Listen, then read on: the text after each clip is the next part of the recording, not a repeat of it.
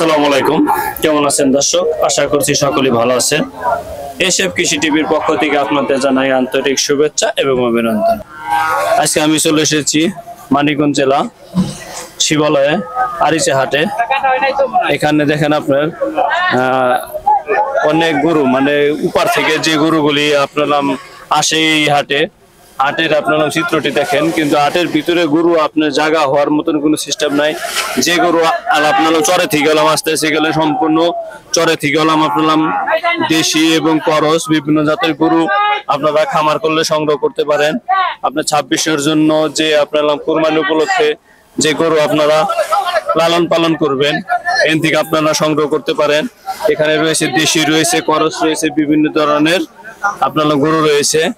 দেখেন প্রত্যেকটা আপনার ট্রলার ভরে ভরে আপনার গরু চলে এসেছে। প্রত্যেকটা ট্রলার আপনার গরু আছে আপনার ওপার থেকে, ফরিদপুর থেকে বা আপনার দৌলতপুর থেকে, আপনি যে কোনো আপনার জেলায় থেকে আপনার এই জায়গায় অনেক ভালো ভালো গরু আপনার সংগ্রহ করতে পারবেন।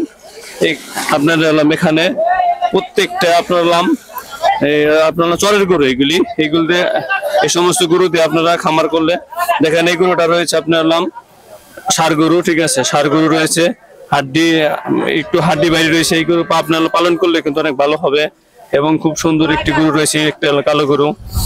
বা আপনার যদি গরু আপনার নামতেছে ছাগল এবং গরু বিভিন্ন ধরনের, এই হাটের দিকে আপনার গরু ছাগল সংগ্রহ করতে পারবেন।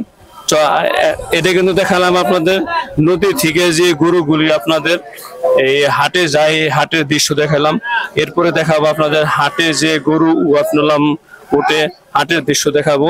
চলেন যা এখন আপনার হাটে আপনারা চলে যাব।